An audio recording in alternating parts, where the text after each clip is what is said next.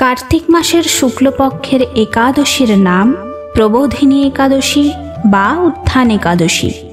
এই একাদশীর মাহাত্ম্য স্কন্দ পুরাণে ব্রহ্মা নারদ সংবাদে বর্ণিত আছে। একবার মহারাজ যুধিষ্ঠির বললেন, হে পুরুষোত্তম, কার্তিক মাসের শুক্লপক্ষের একাদশীর নাম মাহাত্ম্য আমার কাছে কৃপা করে বর্ণনা করুন। শ্রীকৃষ্ণ বললেন, হে রাজন, কার্তিক মাসের শুক্লপক্ষের একাদশী উত্থান বা প্রবোধিনী নামে খ্যাত। প্রজাপতি ব্রহ্মা পূর্বে দেবর্ষি নারদের কাছে এই একাদশীর মহিমা কীর্তন করেছিলেন। এখন আমার কাছে সেই কথা শ্রবণ করো। দেবর্ষি নারদ প্রজাপতি ব্রহ্মাকে বললেন, হে মহাত্মা, যে একাদশীতে ভগবান শ্রী গোবিন্দ শয়ন থেকে জেগে ওঠেন, সেই প্রবোধিনী বা উত্থান একাদশীর মহিমা আমার কাছে সবিস্তারে বর্ণনা করুন। ব্রহ্মা বললেন, হে নারদ, উত্থান একাদশী যথার্থই পাপনাশিনী, পুণ্যবর্ধিনী ও মুক্তিপ্রদায়ী।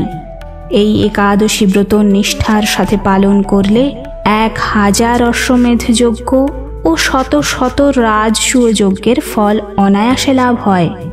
জগতের দুর্লভ বস্তুর প্রাপ্তির কথা আর কি বলবো। এই একাদশী ভক্তিপরায়ণ ব্যক্তিকে ঐশ্বর্য, প্রজ্ঞা, রাজ্য ও সুখ প্রদান করে। এই ব্রতের প্রভাবে পর্বত প্রমাণ পাপরাশি বিনষ্ট হয়ে যায়। যারা একাদশীতে রাত্রি জাগরণ করেন, তাদের সমস্ত পাপ ভস্মীভূত হয়। শ্রেষ্ঠ মুনিগণ তপস্যার দ্বারা যে ফল লাভ করেন, এই ব্রতের উপবাসে তা পাওয়া যায়। যথাযথভাবে এই ব্রত পালন করলে আশাতীত ফল লাভ হয়, কিন্তু অবিধিতে উপবাস করলে স্বল্পমাত্র ফল প্রাপ্তি হয়। যারা এই একাদশীর ধ্যান করেন, তাদের পূর্বপুরুষেরা স্বর্গে আনন্দে বাস করেন। এই একাদশী উপবাস ফলে ব্রহ্ম হত্যাজনিত ভয়ঙ্কর নরক যন্ত্রণা থেকে নিস্তার পেয়ে বৈকুণ্ঠ গতি লাভ হয়।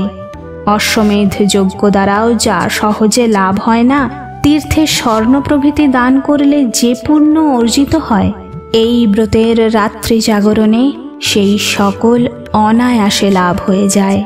যিনি সঠিকভাবে উত্থান একাদশীর ব্রত অনুষ্ঠান করেন, তার গৃহে ত্রিভুবনের সমস্ত তীর্থ এসে উপস্থিত হয়। হে নারদ, শ্রী বিষ্ণুর প্রিয়তমা এই প্রবোধিনী একাদশীর উপবাস করলে সর্বশাস্ত্রে জ্ঞান ও তপস্যায় সিদ্ধি লাভ করে চরমে মুক্তি লাভ হয়। যিনি সমস্ত লৌকিক ধর্ম পরিত্যাগ করে ভক্তিভরে এই ব্রত উপবাস করেন, তাকে আর পুনর্জন্ম গ্রহণ করতে হয় না।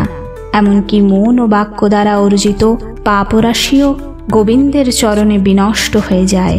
হে বৎস, এই ব্রতে শ্রদ্ধা সহকারে শ্রী জনার্দনের উদ্দেশ্যে স্নান, দান, জপ, কীর্তন ও হোমাদি করলে অক্ষয় ফল লাভ হয়। যারা উপবাস দিনে শ্রীহরির প্রতি ভক্তিভাবে দিন যাপন করেন, তাদের পক্ষে জগতে দুর্লভ বলে আর কিছু নেই। সূর্য ও চন্দ্রগ্রহণে স্নান করলে যে পুণ্য হয়, এই উপবাসের রাত্রি জাগরণে তার সহস্র গুণ সুকৃতি লাভ হয়। তীর্থে স্নান, দান, জপ, ধ্যান, হোমাদির ফলে যে পুণ্য সঞ্চিত হয়, উত্থান একাদশী না করলে সে সমস্ত নিষ্ফল হয়ে যায়। হে নারদ, শ্রী হরিবাসরে শ্রী জনার্দনের পূজা বিশেষ ভক্তি সহকারে করবে, তা না হলে শত জন্মার্জিত পুণ্য বিফল হয়। হে বৎস, যিনি কার্তিক মাসে সর্বদা ভাগবত শাস্ত্রাদি অধ্যয়ন করেন, তিনি সর্বপাপ মুক্ত হয়ে সমস্ত যজ্ঞের ফল লাভ করেন।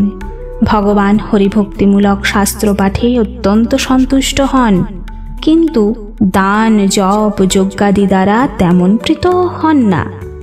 এই মাসে শ্রী বিষ্ণুর নাম, গুণ, রূপ, লীলাদি শ্রবণ, কীর্তন অথবা শ্রীমদ্ ভাগবত আদি শাস্ত্রগ্রন্থ পাঠের ফলে শত শত গোদানের ফল অচিরেই প্রাপ্ত হওয়া যায়।